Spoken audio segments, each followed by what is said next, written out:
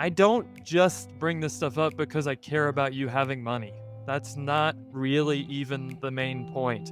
If you find yourself in one of these financial emergencies and you don't take the drastic steps that we're going to recommend, the impact is across all five capitals.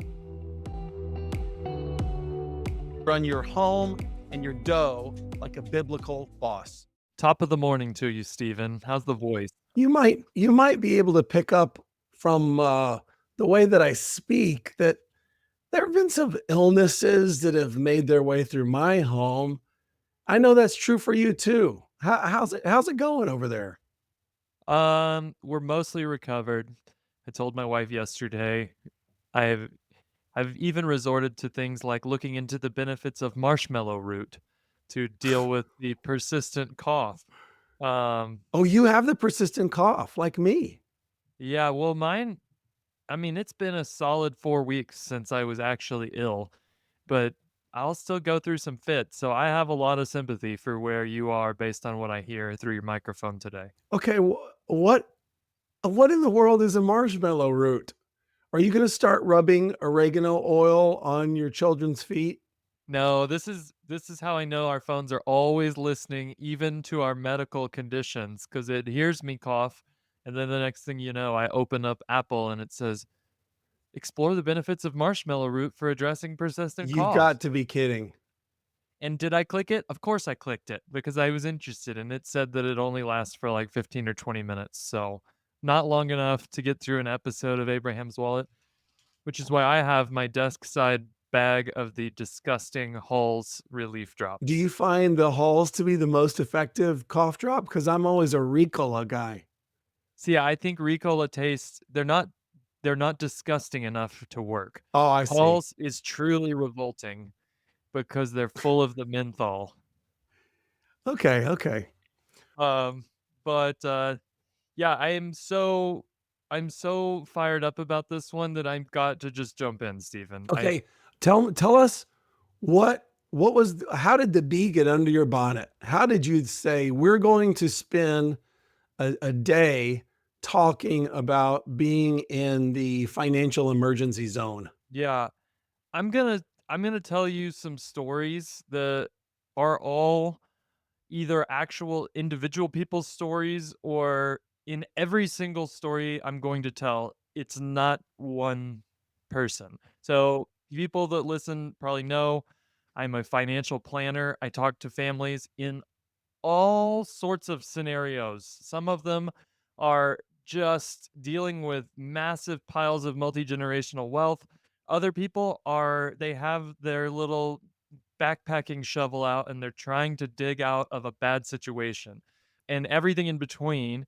And so I hear all of these things. And lately, I've been hearing more and more situations where people waited until it was way, way too late to realize the pickle they had arrived in. And so, what I want to do today is help you, the listener, understand when and how to declare financial emergency. Oh, Um, I want to tell you a quick story. now wait, are you also gonna tell us if you're in a financial emergency, you should do this and this?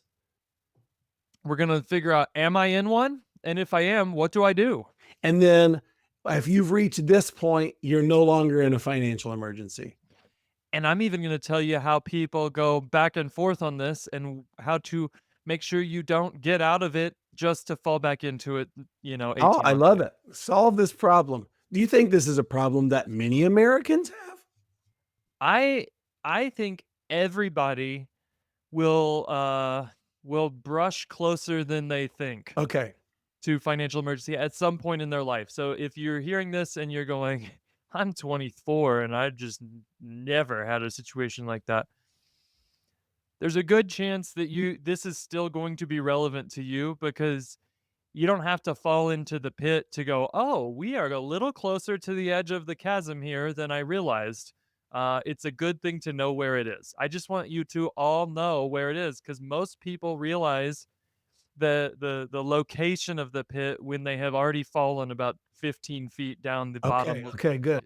listeners will remember that I used to do really, really long running races, and Steven, you've even done one of those with me, right? God forgive you. Yes. Yeah, and one of the things about running really long distances, especially if you're a little bit, so when I was a kid, my mom bought the Husky Fit Ah! jeans for me. Yeah, I might So have had some husky jeans. I'm not a thin-boned, lightweight runner by design, Uh-huh. and so when I decided, "Okay, I'm gonna start training, I'm gonna do 100 miles of running a week to Yeah, train sure. for these ultra marathons," I went and I dang broke my foot. I had a stress fracture in my foot. Okay. And I was very bummed about this because the healing process is basically don't use your foot, so stay off of it. But in that process, I was icing it a lot. And lo and behold, because I was messing with this foot, looking at it, I noticed I had a new mole. I had a little mole on the inside of one of my toes, between my toes. I would never have noticed that mole if I hadn't been icing this foot. But I thought you're supposed to sound an alarm, right? When you have a mole that you didn't have. And so I thought, this looks like a mole to me, but whatever. Um, my wife is friends with our dermatologist, so she took a picture of this mole and sent it to the dermatologist, and the dermatologist did not think this looked like a regular old mole, and lo and behold, shortly thereafter, I was in the office, she was biopsying it.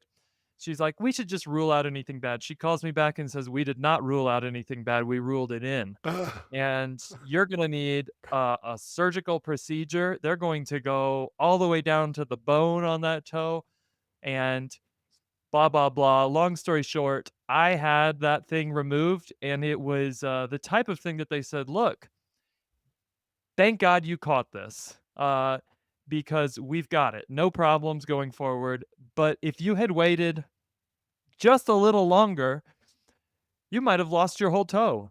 Oh, You might wow. have died." This is the type of spot that appears that, if left unattended, disfigures and kills people. Okay, okay. And so I thought, "Wow, I had no idea."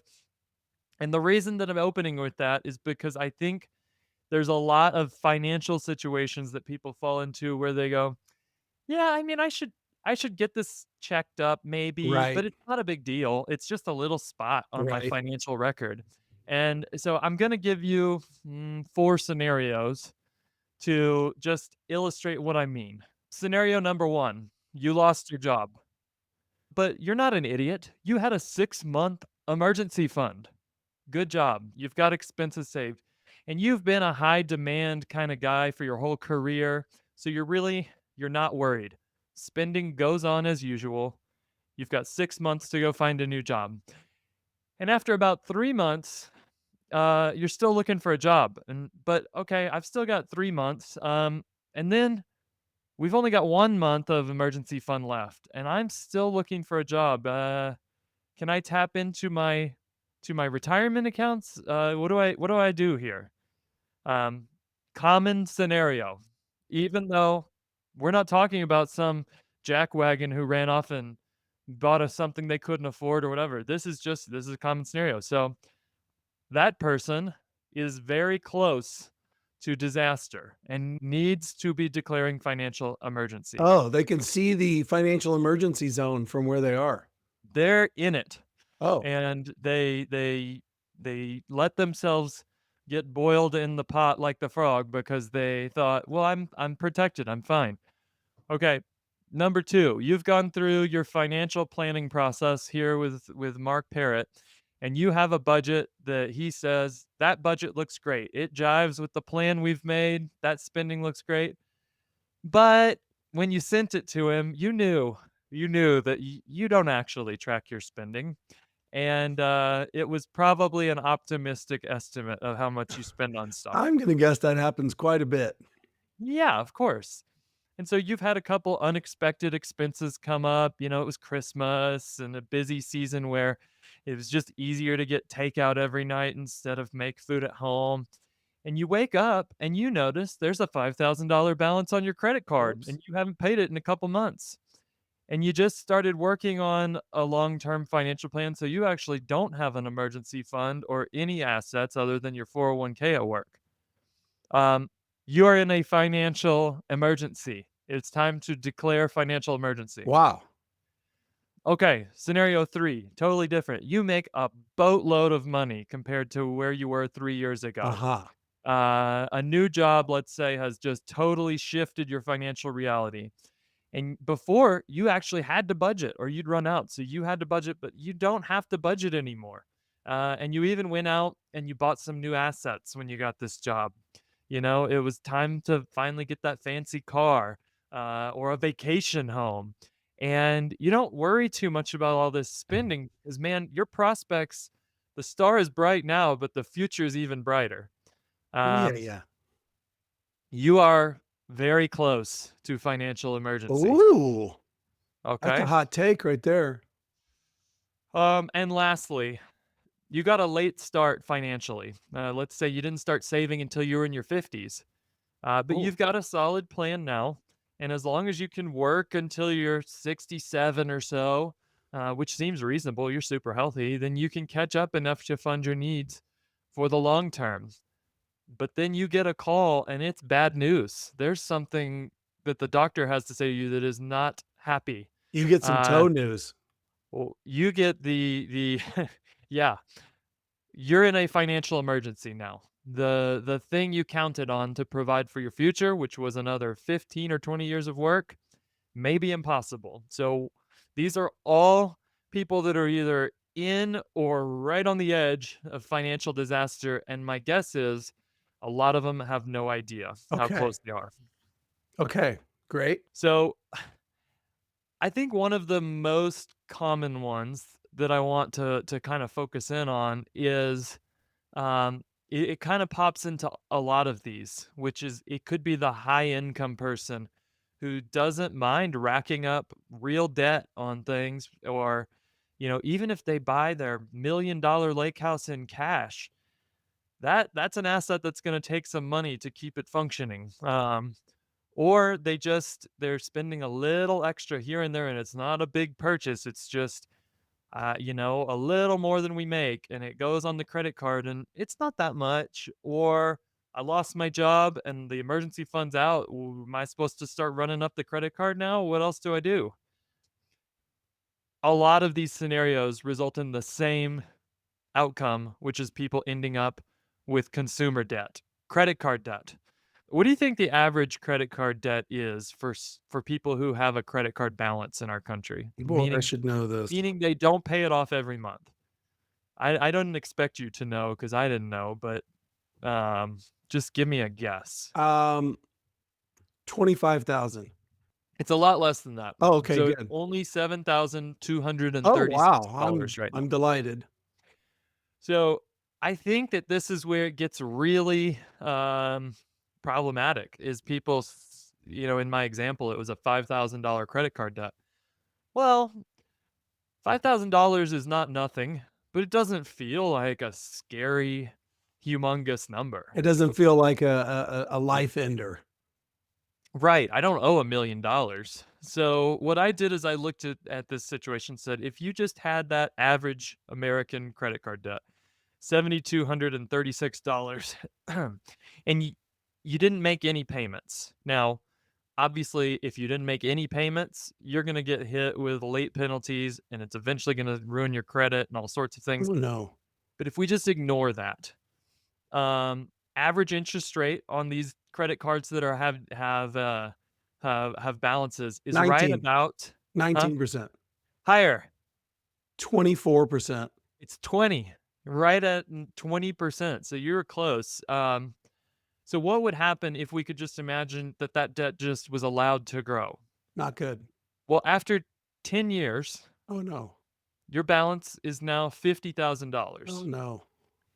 That's again, now we're That's an talking imposing number. that's an imposing number, but in this day and age, a Toyota SUV costs $50,000. So maybe I'm like, well, I might could handle that. Okay.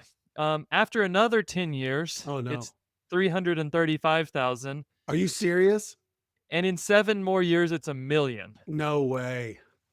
So, this is the type of thing that can just run away like a train with no brakes. 27 Um, years starting with 7K and it's $1,000,000? yeah, and by that time, your life is ruined. Yeah, you're right. And I'm gonna get to that at the end, but I don't just bring this stuff up because I care about you having money. That's not really even the main point. I'm going to talk at the end of this episode about if you find yourself in one of these financial emergencies and you don't take the drastic steps that we're going to recommend, the impact is across all five capitals. Um, and you don't need to be some Christian Jesus follower to acknowledge that. There's studies after studies that talk about the impact of financial stress on relational capital, physical capital. You get dumber. Like all these things happen. So, anyways, um, why do people get into credit card debt? The answer is pretty obvious, but they spend more than they have. They spend more than they earn. So they have negative cash flow in their household. So the path out, once you wake up and go, I have some consumer debt, I have credit card debt, you can't just start making the minimum payment. On the example I gave, if you pay 145 bucks a month, which would be the minimum payment most likely for that card with 7,200 bucks on it, it would take 9 years to pay that debt off. And by the time you were done, you would have paid more than double the original balance in interest. But, of course, that assumes that you snap your fingers and go, "Oh, man, I won't ever add to this debt." Right, right, right, right. And we So it's know hard that's to not turn off that faucet. yeah, it's not what happens. People go, "Well, I'll fit a $145 payment in, but I'm still eating out. I Right. mean, I'm still gonna send it." So, I mean they're still gonna send it even if they've taken a nap or if their monthly payment is high, they're still gonna send it. um, so obviously there's two steps here. Um and you can't just start making the payment and fit that into your budget. You also have to change your spending. So, step 1, you something I said struck a chord. You're like, "Well, that kinda sounds like me." Um, step 1, you just need to make more money. That'll solve your problems, right? Is that step 1? Make No, more money. Oh, that doesn't fix this? no. That's a great point, Mark. Tell people why that doesn't fix things. Man, every time I talk to somebody who is in one of these situations, in different language and with different sort of excuses or whatever, they truly it is so common. Everyone thinks the answer is make more money. And I'm telling you, that will not help you. If you live above your means at $80,000 a year, you will live above your means if you make $2,000,000 a year. Truer words were never said. And so making more, you cannot out earn your way from bad habits. And I'm going to get there at the end here, but there's sin and wickedness that is involved in a lot of these cycles too. That's a joke. Step 1 is not make more money. Step 1, the real step 1 is it's kind of obvious. It's immediately stop spending more than you're earning. Okay? So for most of the situations, I could see, hey, we're unemployed. Where there is a time where if you're unemployed and it's been a few months and we're seeing that emergency fund tick down, I do have to generate income. I don't sit there and wait to start driving Uber until my emergency fund is zero. Um, there's a situation there where earning something is important. But for most of these scenarios, it's simply we're spending more than we're earning. Um, Not rocket science, huh? I'm sorry if you thought there was going to be a secret knowledge shared today, but um, I think the obvious way that this is done for most people is by making a budget. Um, the time the time for, "Hey, we're just not really budgeting people. It doesn't fit our personality." Uh, that is over. It's like looking your cancer doctor in the eye and saying, "You know, chemo doesn't really match with my personal ethic." And the doctor looks back at you and goes, "Well, then you're going to die." Yeah, we're not really a surgery family. That's not really the way we do things. But I hear it over and over and over from people, and they are like, "Okay, Mark, thanks for the financial plan. Love it."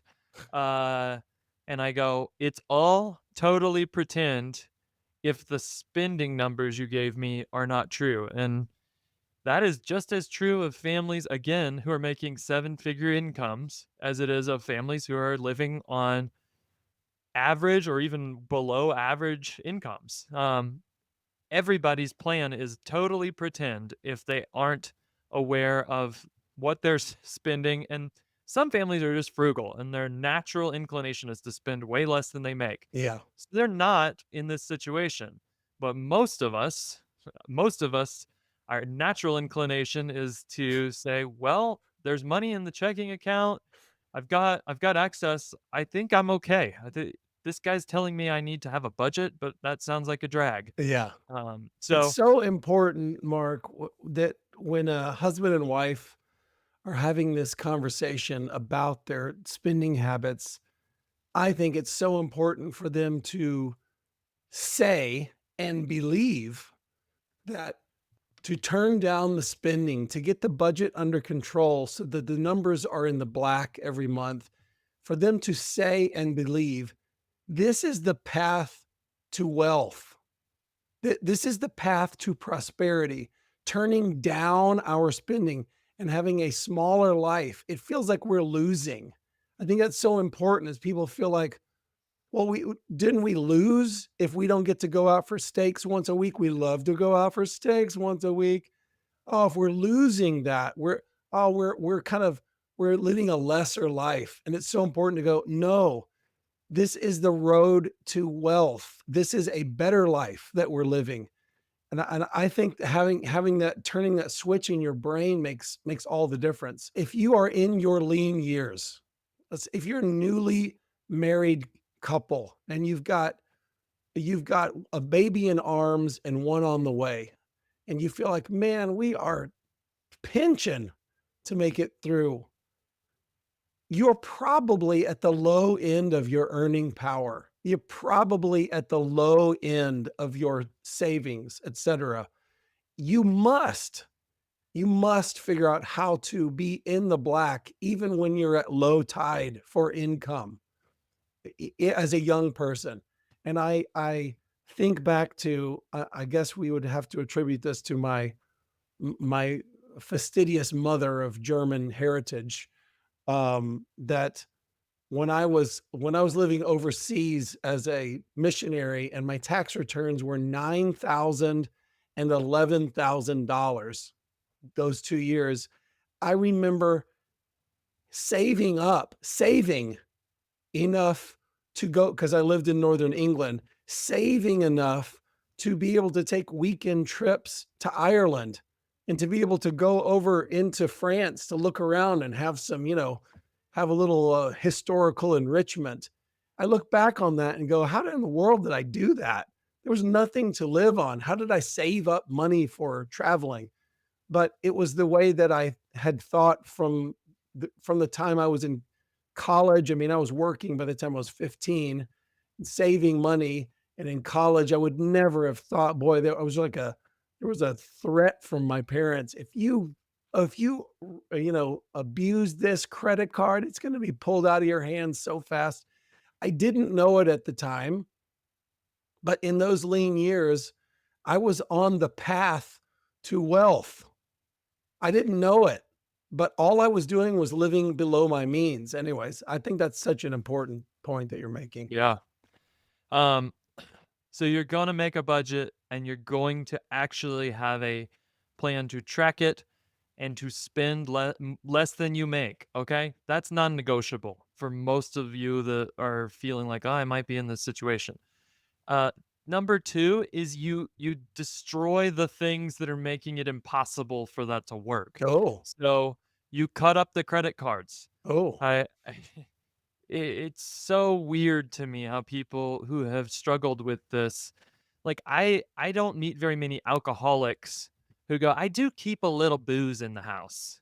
Um, but I meet tons of people who go, "Man, we've had credit card issues our whole life," and then their wallet's freaking full of them.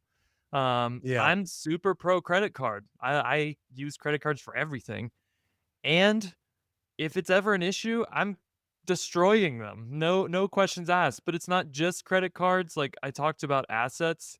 There's a guy on Twitter that I like to follow, and he sells exotic cars, and he records phone calls with people who are calling, and he put one up a couple weeks ago that was, um, some guy had bought a Ferrari and he calls and he's like, "Yeah, I need to get out of this car. I'm thinking maybe switching into something a little more affordable because I was making 40,000 a month when I bought it, and now I'm only bringing in about 10,000 a month in my business."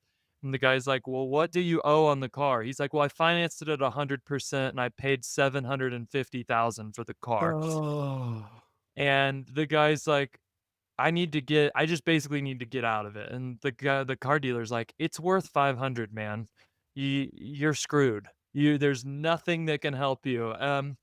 But the people are just reluctant to look reality in the face and go, "Yeah, we bought a vacation home. We can't afford it anymore. Even if we have to sell it and lose $100,000, we cannot allow it to bleed our family." right. Um, you know, it so whatever you have to do, being willing to take whatever actions are necessary at this step 1 phase where we just make the cash flow statement come out in the black, do it, okay?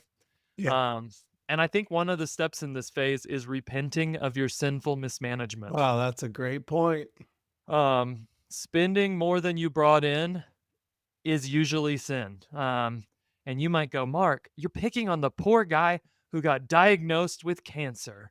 How can you do that?" And I'm like, "Well, he in my little scenario, he was 50 years old and he spent the first 50 years of his life choosing not to save. And missionary Stephen over here's pocketing a little money to get away on Yeah, son. $9,000 a year." So there's usually sin, and I'm not telling you exactly what the sin is, Right. but this would be wise if you're in step 1. Don't just run to your spreadsheet for salvation. I have to say that to myself all the time, being kind of a planning person. You also need to say, "What is it that I did that was poor stewardship that landed me in a spot where this could happen?" Um, So I you didn't I don't know if you made this number 1, but I'm gonna make it number 1 because that was your whole goal was you gotta realize I am in the financial emergency zone and just admit that to yourself. That's number yeah, that's 1. true. That's And true. then you said number 2, start spending less and getting your budget right. Yep. And number 3, I really like this one, kill the thing that's killing you. Right. And I'll put a caveat on that one because if my income went to 0 tomorrow, I'm not running out and selling everything, okay? So, we have to be wise. That's why we have emergency funds. It protects the assets that we've accumulated. But this is one of those places where I would say it's so obvious to me watching from the outside that most people I think it's like a by the time you realize it, it's too late situation, that most people will stay on a sinking ship way too long before they get in the life raft. uh Um, and there's a lot of those that we recognize, like we talked about health. You don't start eating healthy when your arteries are 70% clogged. Yeah. Like that heart attack has already been brewed. Um, I've talked to a lot of people lately who have kinda had really emotional and tough conversations with my wife and I about child rearing, and they're describing really hard things, and their kids are 17. Woof. And it's like, I'm not saying they're beyond the Lord's kind of transformation, but I'm not sure it's coming from you anymore. Right. Um But, like, even in investing, like, the money you invest when you're 22 is worth so, so, so much more than the money you invest when you're 50. Yes. Orders of magnitude. So, um, you'll get a kick out of this one, Steve. I wrote this example. Uh, I'm not quite your age, but I'm getting close, right? I have yet to catch you in Yeah. age, but I noticed the other day, I was like, "I'm getting some lines in the face." Oh, yeah. And my wife goes, "Well, they just there's this magical stuff that you put on your face and it'll keep you from aging there." And so I go, "Oh, is it expensive?" "No, it's not expensive. Sign me up. I'll put it on my face." Okay. And so I put it on my face diligently for a few weeks and I go, "Wife, uh, no changes." She's like, "Oh, yeah, yeah, yeah. It stops you." Oh, it stops you from getting worse. She's like, "It's not gonna fix you, dude." Yeah, Um, yeah. and so even things like the fact that I'm not one to sunscreen up the face before I go out for a round of golf necessarily. Those choices end up catching up to you, and by the time you realize it, you can maybe patch the ship, but you're not going back to 25-year-old's mark Right, face. right, right, right. Um, My situation, Mark, is that I've always had a secret, ambition to be old, and I yeah, I wanted know to that. have a leathery face with I wanna have a million wrinkles. So what can I do? I think one thing I've noticed is the best way to get rid of wrinkles, so that you can just apply the inverse of Okay. this. The best way to get rid of wrinkles is to just get a really fat face, like always be pressing out.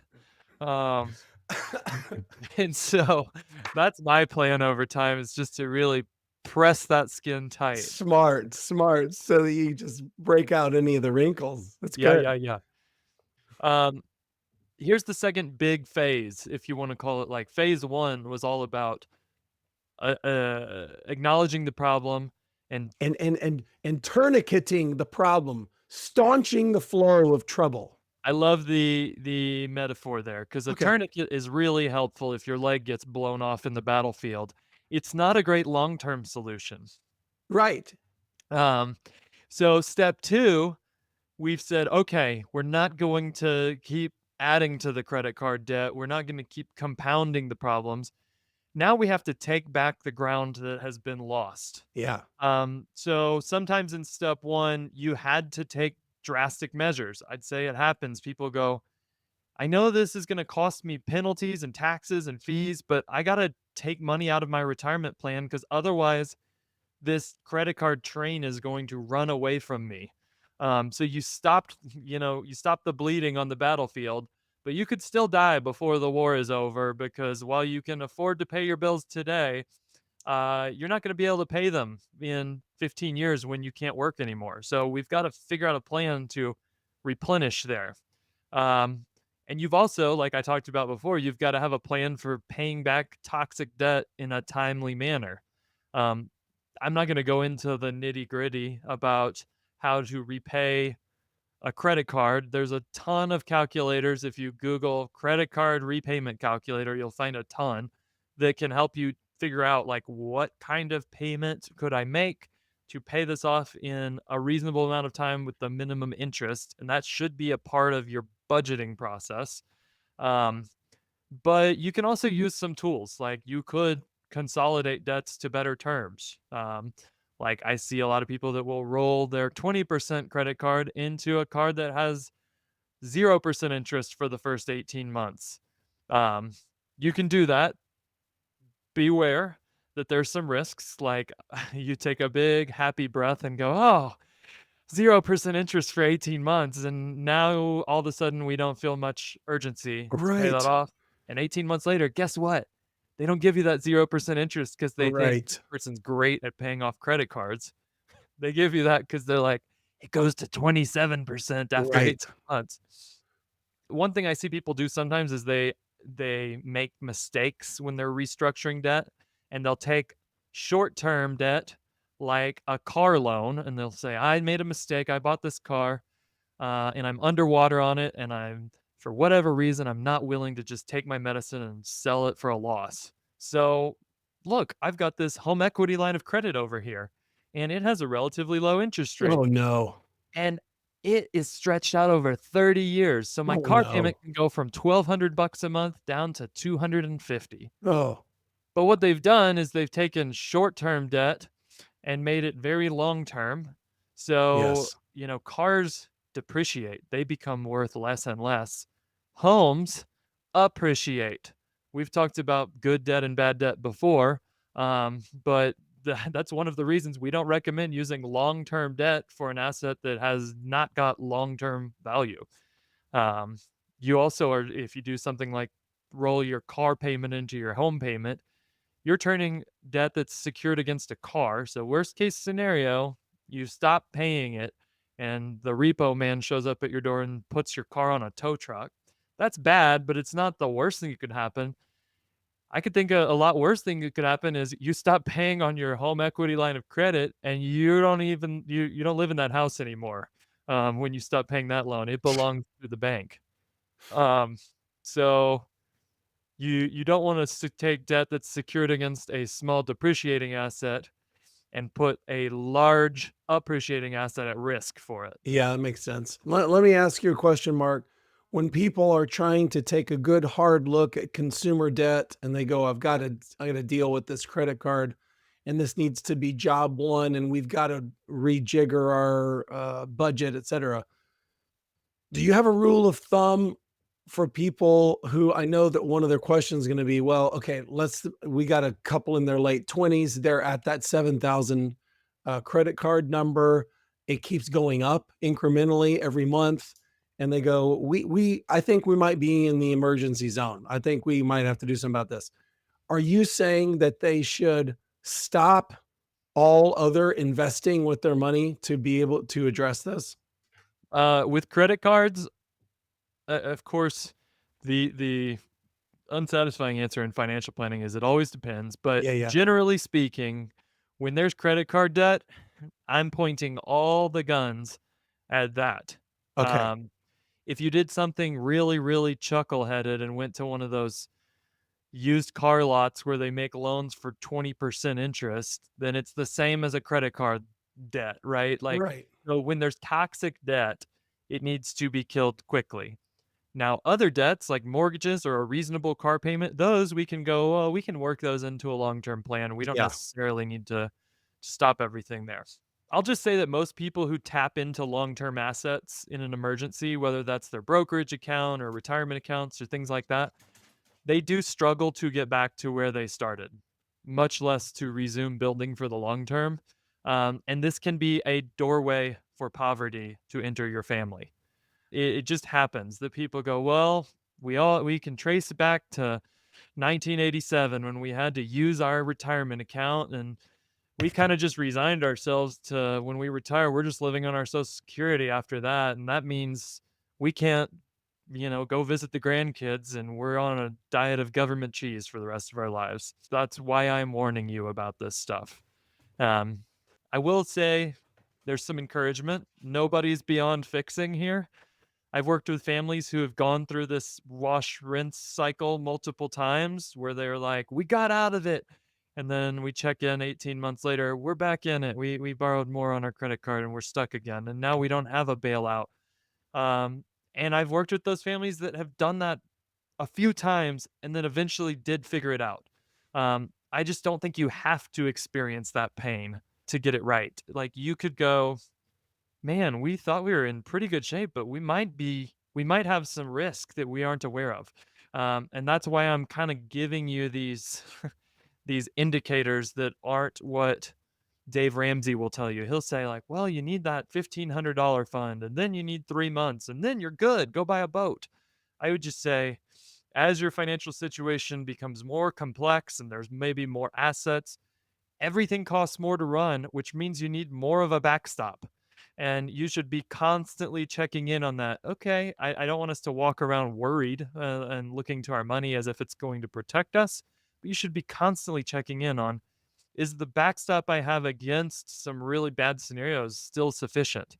Yeah. Um, and that's what I want. So just to recap, phase one was acknowledge the problem and stop the bleeding. Phase two was make a plan and begin taking back the ground that was lost. And phase three, we talked about this even in phase one, but I want you to figure out what actually happened.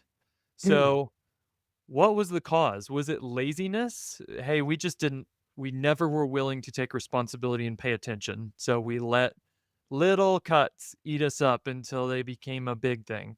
Was it greed? We thought we wanted to be that family that had 15 rental homes. So we leveraged ourselves up to the eyeballs because we wanted to be rich and we got out over our skis.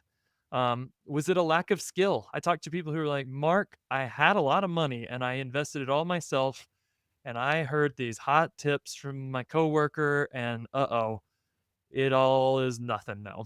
Yeah. Um, Even just a mismatch between risk tolerance and risk capacity. I was that 65-year-old who said, "Hey, I want to put it all on black. Like, Yeah. let's go make individual stock picks with my retirement." But you actually didn't have the ability to take that risk because that's all your money. Um, any of these things could be the cause. Repent of them. So just acknowledge them and turn away and say, "I've been greedy. I'm not going to be greedy anymore." Um, so I think that's a huge piece of it. Um, any comments on that? Yeah, let me just encourage people about that because you might think to yourself, what is the value of me actually saying that? Of actually stopping and saying, I was greedy. Most of us were so ashamed of the idea of doing something greedy, something as stupid and short sighted as greed, that we want to just gloss over it. Okay, internally, okay, I think I learned my lesson. I don't think I'll do it. Honey, we can get through this. Let's just power up and proceed without stopping and naming it and saying, this is my sin to at least your good buddies. You know, we built a whole study that was a financial transparency study so that you could take it to your men's small group, for instance, and just start talking about here's our scene, and I'm going to give my friends the benefit of honesty and just go, this is us. What is the value of actually saying that, for instance, to your spouse? This was a greedy move. When I bought the boat, it was about the way that it would look. I could just imagine all of the Instagram photos we were going to take on this amazing boat, and we'd say it's our boat. We're going to go get on our boat this weekend. Oh, well, I'm having my boat worked on. I just loved all of that stuff. I loved the way that it made me feel and seem. The value of doing that is number one, when we name sin, I'm just telling you this as a spiritual reality. You take something that's inside of you and you magically and miraculously put it outside of you. And you go, I oppose the greed that I have swallowed in the past, but I refute it now. I I I'm canceling that thing and I reject that thing. So that's like an important spiritual thing to say, I have agreed with this and I no longer agree with it. And to have the humility to say that in front of your wife, for instance, is powerful. Can I also just say, I told somebody last week, I said, I want you to say this stuff to your kids. And Yes. it was like, he was like, what? I said, yeah, man. Like, you need them on your team to get to phase two, which is rebuilding. You're going to need if your kids are old enough to understand what's going on, they're going to go, why don't we do X, Y, and Z anymore? Well, let me tell you. But Yeah. also, I just think there's such a value in being willing to acknowledge sin inside our families that, most of our parents probably never did that, I'd say, Yes. but it can be really helpful. Amen. Which takes me to my second thing. Why is it so important to say? Because I've been teaching about this for 2 weeks at a little local church here. You stand in a river of the generations. There have been 1,000 generations that came to you in this spot, and there's going to be innumerable generations that come behind you. You're standing in a river, and there might have been a habit of greed that might be 500 years long. You don't know. And so it's so important to say out loud, we're not doing greed. We repent of it in the name of Jesus. Cleanse us of this greed for the sake of all the generations that come behind you. Like you said, Mark, you confess that to your kids and you say, we as a family, we're not doing this.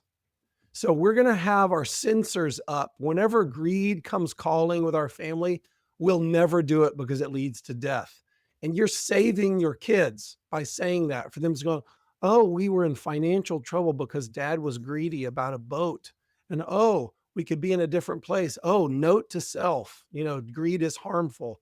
It's Yeah. so valuable for your generations.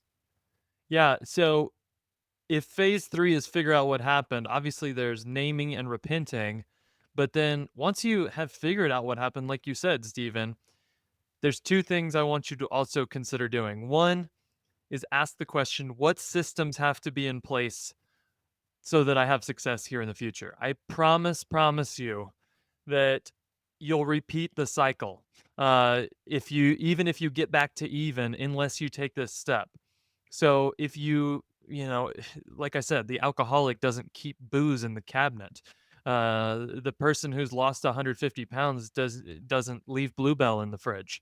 So you need to build fences, and it's not just, well, I have a really good budgeting app now.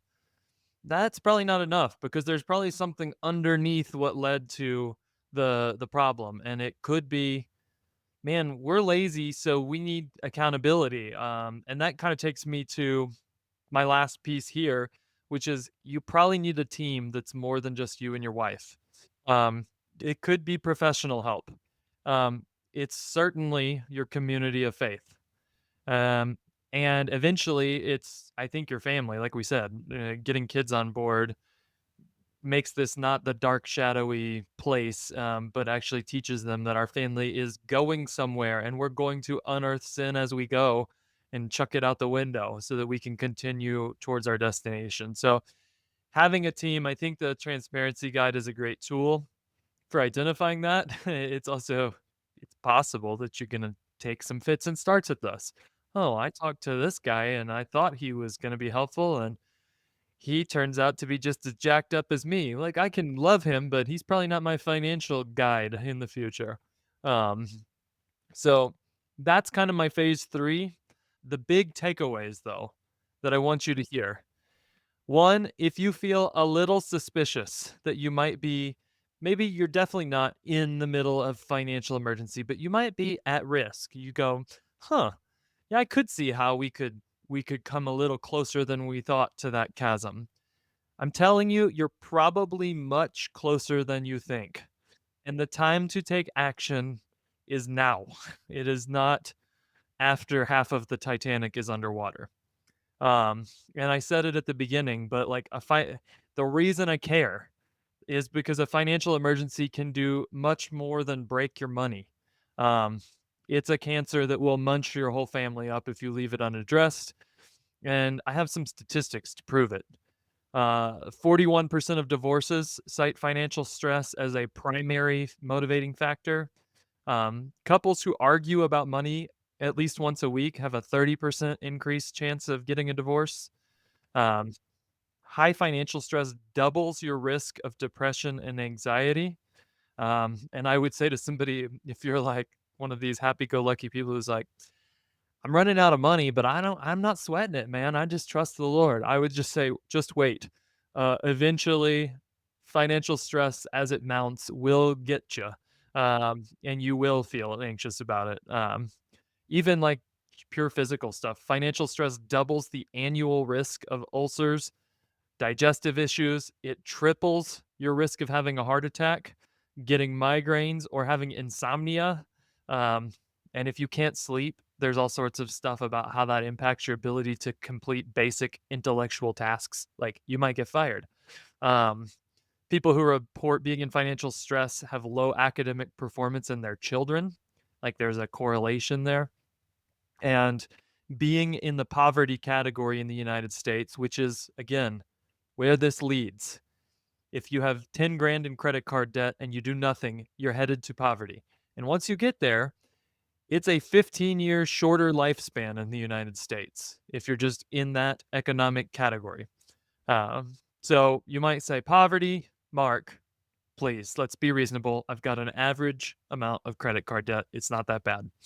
And so hopefully I've helped you understand when and how to declare financial emergency if that's you, because this stuff, um, it's like my toe. It can be dealt with. It has to be cut out. There's some violence that has to be done to it, but it has to be cut out. And if you deal with it, you can go on and be happy and well. And if you don't, it's going to kill you. So I want you to be so willing to confront reality long, long before you get into the spot where it's a almost impossible to stop cycle. Amen. So know where the financial emergency zone is. Know if you're getting close to it. Turn on all the sirens if you are in it. Don't deny the reality of it. And for God's sake, start to take really practical steps to reverse the process. And you can bulk your family against this stuff even when it's not happening. Like we just finished Lodo Feb. And I think it's one of the best tools here because some of these conversations I'll have with people like, "Hey man, you're in financial emergency. You got to trim everything now." People will look me right in the face and go, "Well, $2,000 a month is as low as we can get the grocery budget. We can't get it lower. It's impossible. We have 3 kids." And I go, "Okay, let's talk. Do you want me to open my February budget for you?" Yeah, boy. Um, and just knowing, "Oh, wow, we can trim it way back." It's such a good thing to know so that Yes. when maybe stuff like this happens, you like that first example, you don't wait until the emergency fund is empty. You say, "It's Lodo Feb as soon as dad loses his job." Yes. Um, and that 6-month emergency fund, we're gonna make it last 14 months. Right. That's totally possible. So, Right. um, yeah, there are things you can do to prepare for this even when it's not happening to you. And so that when it does happen, you're just ready to go, "Oh, we have that gear. Let's shift into that gear for a while we get through this storm." That's right. Well, great wisdom, great knowledge, Mark. Thanks for sharing all that. I think it helps to bulletproof our families a lot more just to know where these danger zones are. And I even like the scenarios that you described at the beginning to know like what are the various ways that you could be in the emergency zone, even if you're a very high earner. So, everybody, bless you this week as you are doing everything in your power. Don't give up. Don't tire of doing good. Run your home and your dough like a biblical boss.